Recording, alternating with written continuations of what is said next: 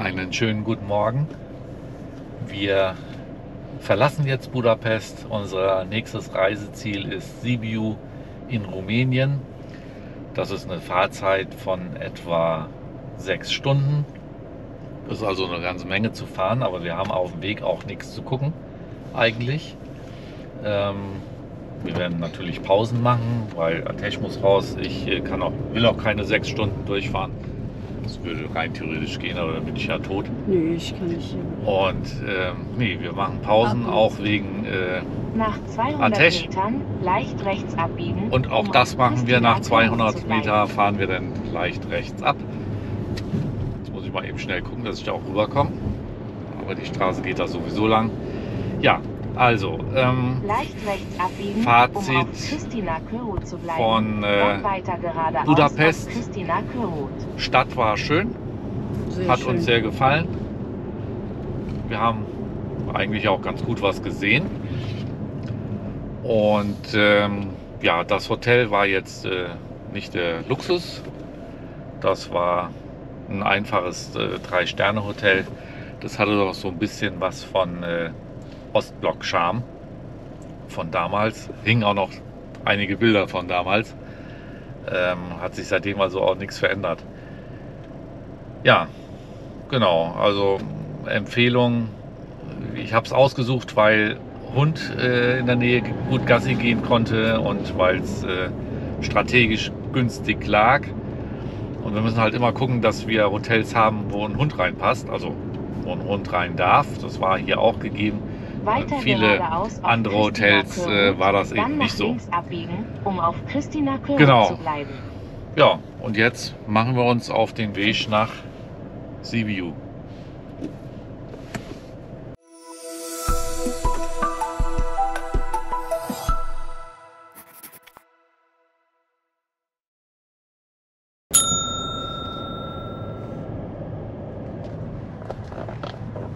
So, wir sind nach knappe 2 Stunden an der Grenze nach Rumänien angekommen und hier scheint es so zu sein, dass man mal wieder richtig kontrolliert wird.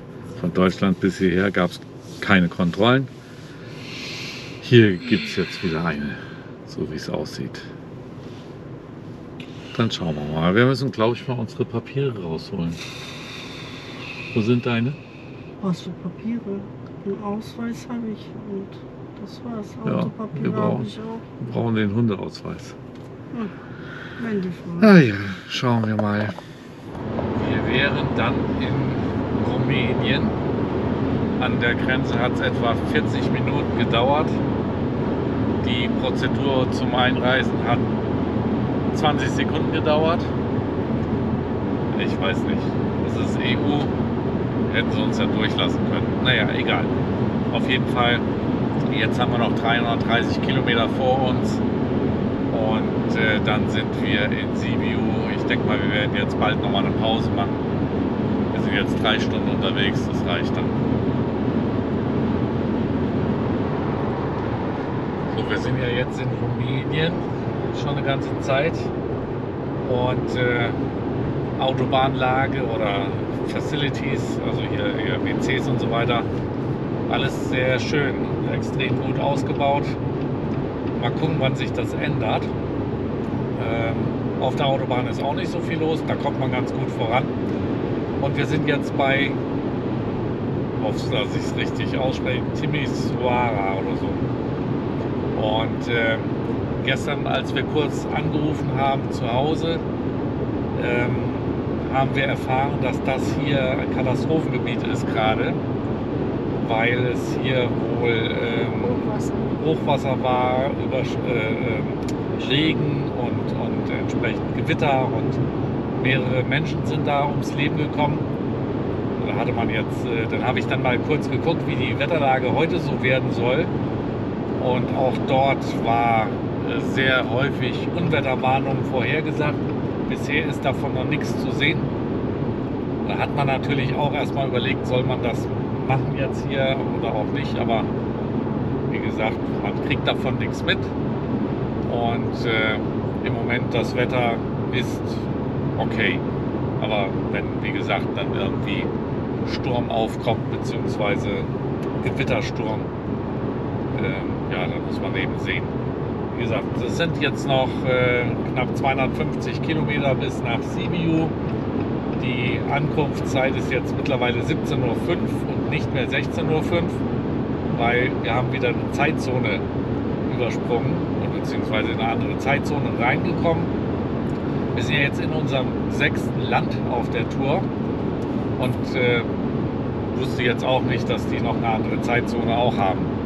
Aber okay, ist halt so. Also ab hier über Bulgarien, Türkei, alles dieselbe Zeitzone. Und haben wir jetzt mehr oder weniger eine Stunde verloren. Aber die kriegen wir irgendwann wieder. Ja, So, deswegen sind wir erst um 17 Uhr da, vorausgesetzt wir machen nicht nochmal eine Pause. Wir haben eben eine kleine Pause gemacht an der Tankstelle und ja doch, wir müssen nochmal eine Pause machen, weil wir müssen nochmal tanken. Tankpreise 1,36, 36 ja, oder so, 1,36, 37 so für einen Liter. Also ab jetzt macht es Tanken wieder ein bisschen mehr Spaß als in Deutschland, sagen wir es mal so. Genau. Und nun geht's weiter.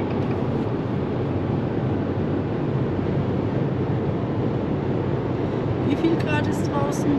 Draußen sind es 29 Grad. Ui, also das ist doch mal. Ja, wobei das auch wieder laut Wetterbericht um die 20 bis 25 Grad sein sollte. Also das passt also auch nicht.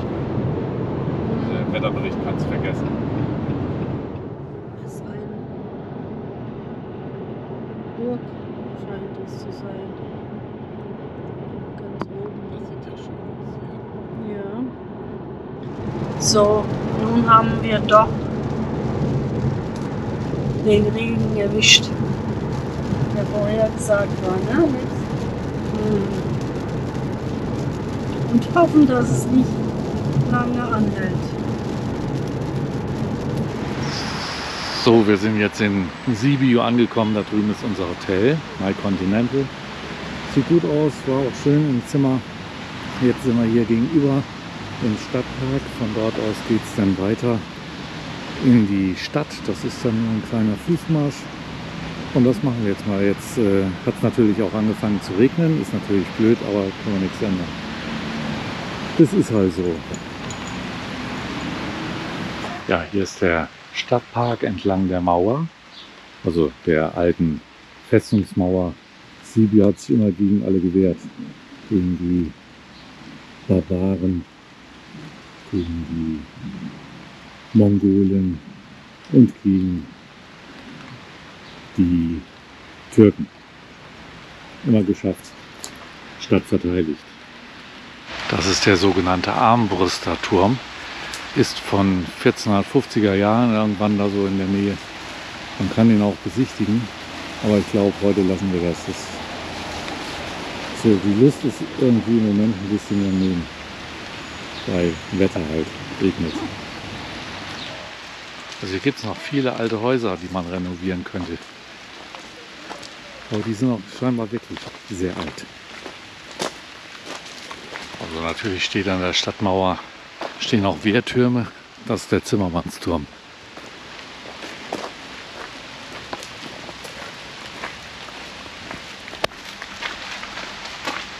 Und da ist sogar noch mehr Stadtmauer zu sehen. Das sind mehrere Ringe Stadtmauer gewesen. Da drüben ist einer. Hier ist der andere. Und da steht woanders. Das sieht natürlich schick aus.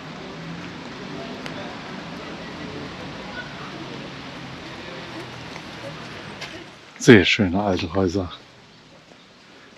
Und hier geht es dann direkt in die Stadt rein. Und dann sind wir gleich am Marktplatz sogar. Heute mal also kein Bus fahren für Ateş. So, jetzt sind wir so am Marktplatz angekommen. Das ist das Stadtzentrum hier. Sehr schön. Und hier gibt es überall Restaurants. Da müssen wir halt mal gucken, ob wir da irgendwo hinsetzen können, obwohl wir dann auch eben, ob es regnet, dass wir trocken bleiben. Und Und täglich grüßt das lokale Bier. Bergenbier. Es schmeckt. Schmeckt's? Ja. Sehr süffig, glaube ich. Schmeckt halt. Und natürlich, Das ist ja Camembert-Käse. und natürlich haben wir wieder lokales Essen bestellt. Käse, Käse und Rindersteak und Champignonsauce. ganz lecker. Und ich habe Polenta mit Kalbskessel. Oder sowas. Von hier scheinbar. Lassen wir uns jetzt schmecken. Guten Appetit. Mittlerweile ist Musikbühne. Was los?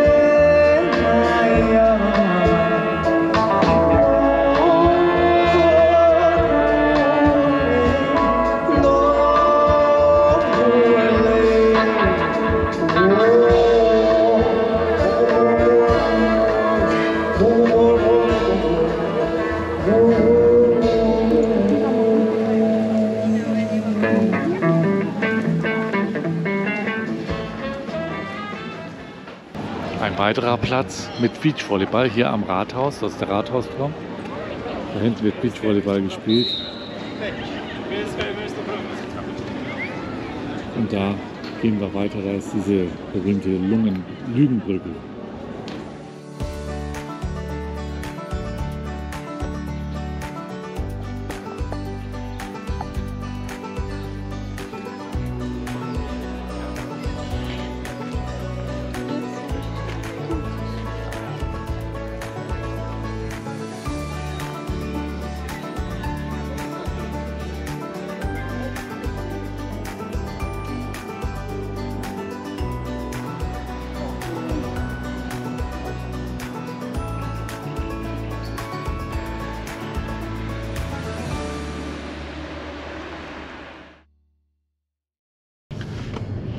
So, guten Morgen.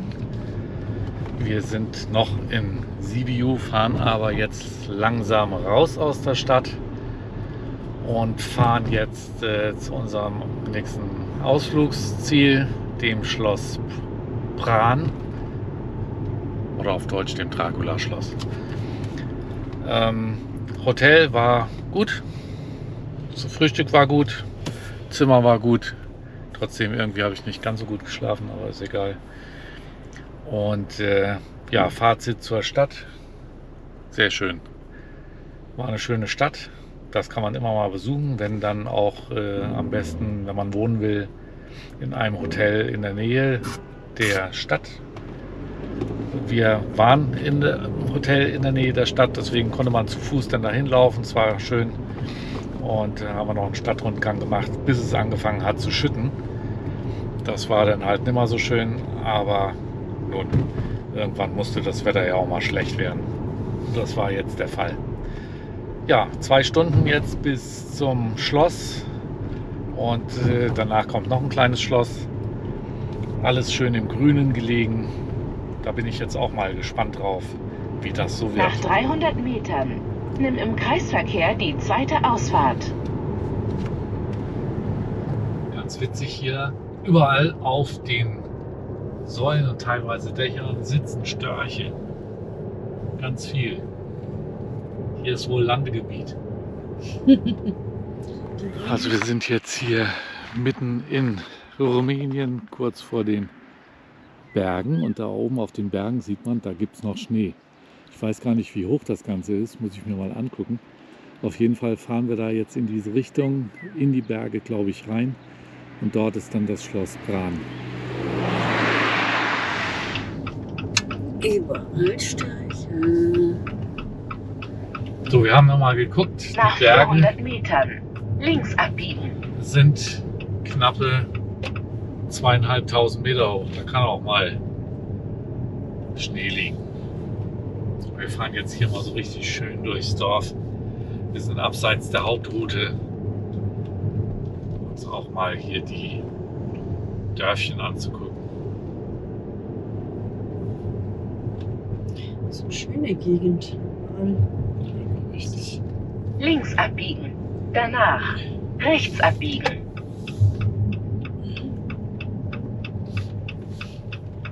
Oh, Was so? Jesus hängt. Was? Der Jesus hängt. Rechts abbiegen.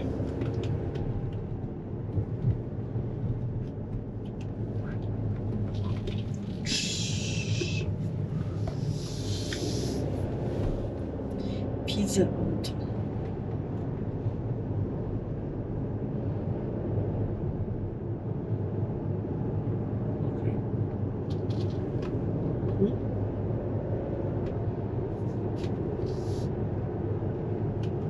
Ein bisschen was die los? Berge aufnehmen. Ist dir heißer Tisch? Wir machen gleich Fenster auf. Bei ihm.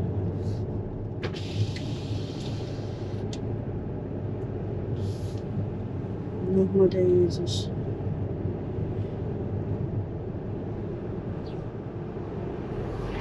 Schloss Bran sind wir, sagt Alex.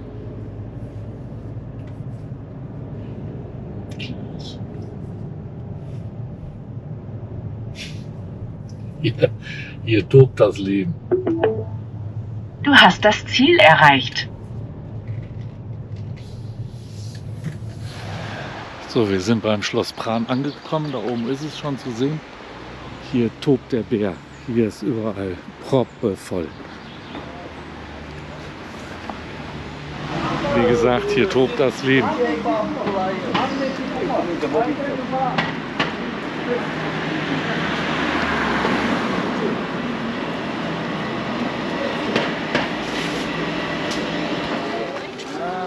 Na, Frau Touristin, wie geht's so? Ja, gut, ist so voll.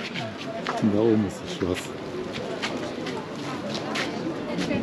Also gehen wir mal hoch zum Schloss, nachdem wir hier ein bisschen was getrunken haben. Geht's jetzt hoch ins Schloss rein? Ist nicht mit Atesh. Schauen wir mal. So, das ist jetzt Schloss Bran, Dracula-Schloss. Aber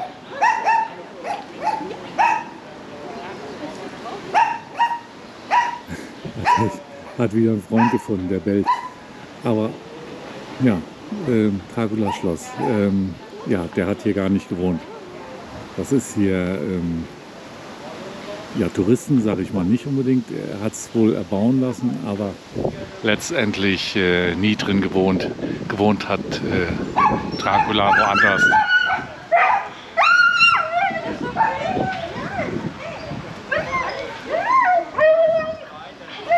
Nochmal ein Blick von hier oben, von der Burg. Wie gesagt, ich gehe da nicht rein, weil so voll und habe ich jetzt keine Lust drauf.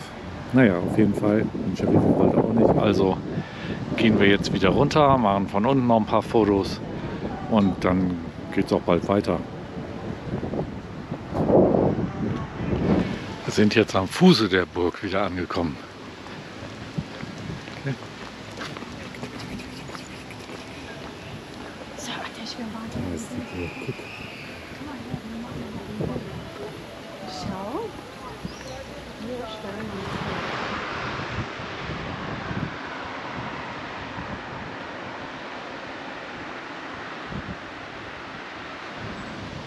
Das ist jetzt ein Straßenhund.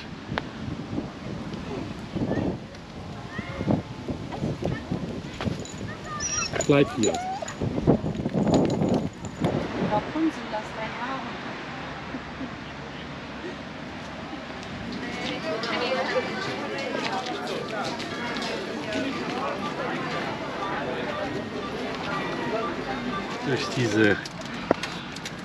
Wir sind jetzt durch diese Einkaufsstraße durch, also Souvenirstraße.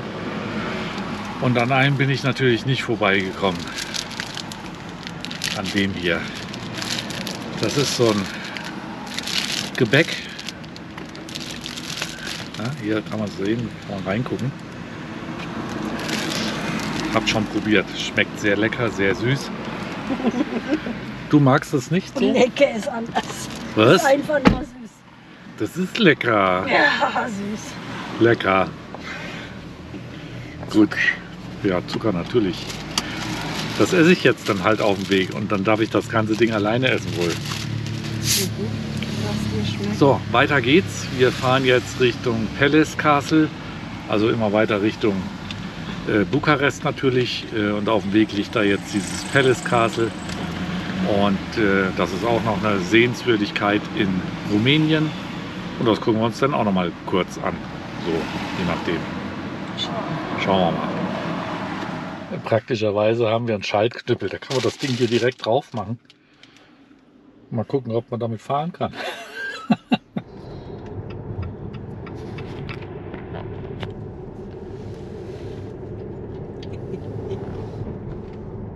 Was für Berge da hinten?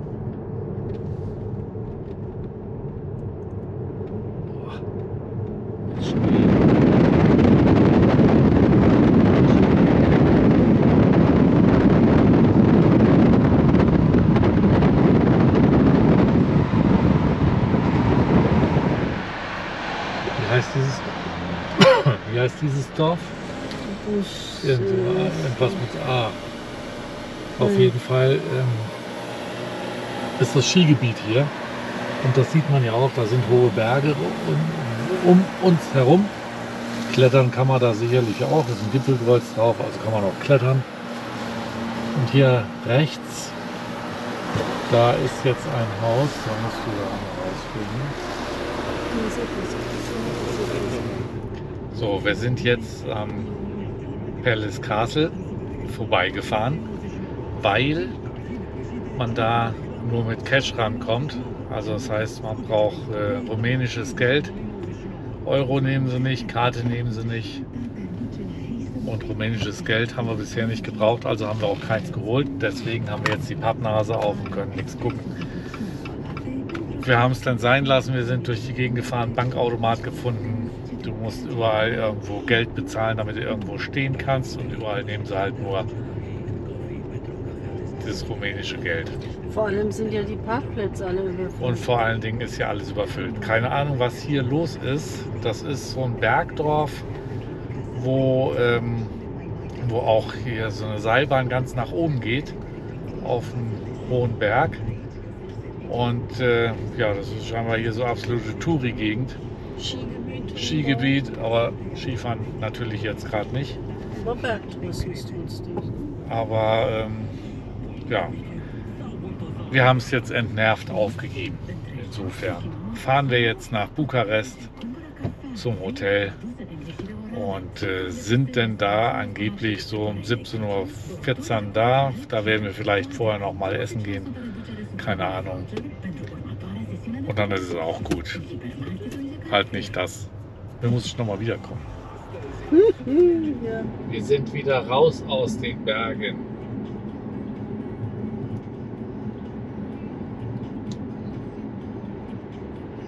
So, wir sind jetzt in Bukarest angekommen. Da hinten ist unser Hotel. Hier ist so ein Kanal. Und ich denke mal, dass man da drüben ein bisschen Gassi gehen kann mit Ateş. Gucken wir einfach mal. Und dann gehen wir was essen. Ja, mein erster Eindruck von Bukarest ist jetzt nicht so sonderlich toll. Beim Reinfahren hat es mir schon nicht so gefallen. Wir haben ein bisschen was gesehen auf dem Weg. Triumphbogen haben wir gesehen. Wir haben, ich glaube, das Parlament gesehen. Da können wir vielleicht morgen noch mal vorbeifahren. Aber ansonsten so ist das jetzt nicht so das Dolle.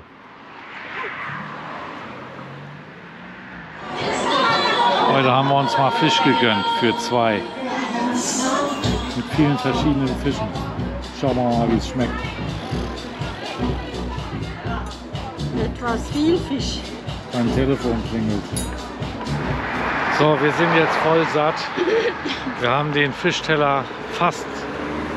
Eigentlich haben wir den aufgegessen. Mit Hilfe von Atesh. Atesh hat ein bisschen geholfen. Naja, hat insgesamt knapp mit Tipp und 4 Bier dazu 50 € gekostet. Also nichts, also nichts, aber es war günstig. Für uns. Für uns. Insgesamt ist das ein teures Restaurant für die hier gewesen. Hatte ich mal nachgeguckt. Aber ist halt so. Wir haben das. Jedenfalls war es lecker. So, und jetzt sind wir satt. Jetzt müssen wir noch ein bisschen gehen. Auch mit Atesh. Und dann machen wir Siesta. Und morgen haben wir einen langen Tag vor uns. Morgen geht es dann von hier Bukarest nach Dereköy in der Türkei, direkt hinter der Grenze. Und dann sind wir schon in Heimatland und die Leute verstehen uns vor allen Dingen wieder. Ja, und wir verstehen die Leute. So. Also, Sharife versteht die Leute. Ja, du doch auch. Bisschen verstehe ich sie auch. Ja, genau. Gut. Auf jeden Fall besser als Ungarisch oder Rumänisch. Ja, Verstehst du Türkisch? genau. Aber auf jeden Fall mit Englisch kommen wir hier auch gut weit. So, Ist okay. also dann sehen wir uns morgen. Für heute machen wir Feierabend.